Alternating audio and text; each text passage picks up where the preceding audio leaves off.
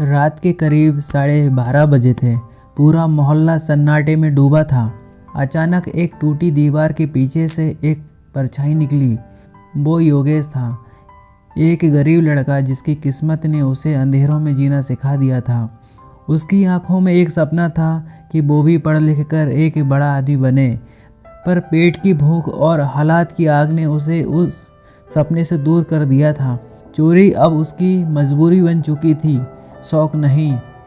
उस रात वो जिस घर में घुसा वो उसका सबसे बुरा दिन था, या शायद सबसे अच्छा भी। वो घर था एक पुलिस अधिकारी का। योगेश ने जैसे ही दराज से कुछ नोट निकाले, पीछे से आवाज़ आई, कौन है वहाँ? योगेश के दिल की धड़कनें तेज़ हो गईं। वो भागा, पिछला दरवाज़ा, बाउंड्री और फिर अपनी पुरानी बाइक। उसने इंजन स्टार्ट किया और अंधेरे में गुम हो गया, लेकिन पीछे से सायरन गूंज उठा। पुलिस वाला भी अपनी बाइक पर उसके पीछे निकल पड़ा। अब सड़क पर 2 बाइकें थीं, एक फरार और एक पीछा करती हुई।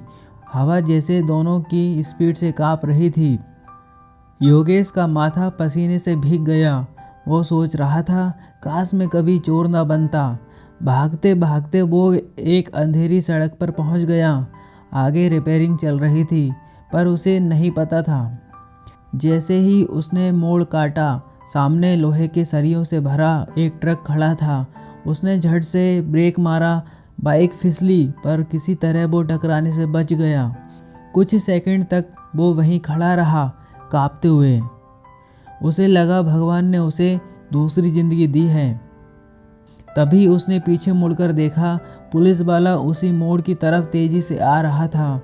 योगेश के मन में बिजली सी कौंधी।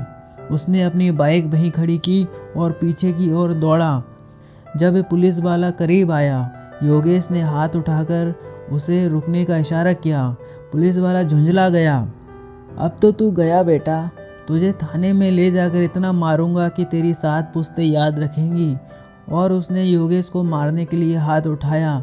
तभी योगेश ने जल्दी से उसकी बाइक की चाबी निकाल ली, फिर एक झटके में धक्का देकर उसे सड़क किनारे गिरा दिया और खुद अपनी बाइक लेकर भाग गया। पुलिस वाला गुस्से में उठा, ये तो खुद आया था सामने, अब फिर भाग गया, ये पागल है क्या? वो धीरे धीरे अपनी बाइक के पास गया। तभी उसकी नज़र सामने पड़ी। बाहर ट्रक खड़ा था, जिसके सरिये बाहर निकले हुए थे। उसका दिल दहल गया। अगर वो कुछ सेकंड पहले यहाँ तेज़ी से आता तो सीधे उन्हीं सरियों में घुस जाता और उसकी जान चली जाती। वो वहीं खड़ा रह गया। धीरे से उसके होठों से निकला, उसने मेरी जान बचाई। अब उसके मन में योगेश को लेकर गुस्सा नहीं, सिर्फ इज्जत थी। कभी कभी हम जिन लोगों को गुनहगार समझते हैं, वो ही इंसान हमसे ज़्यादा इंसानियत निभा जाते हैं। आप बताइए, क्या योगेश सच में चोर था या हालात का शिकार?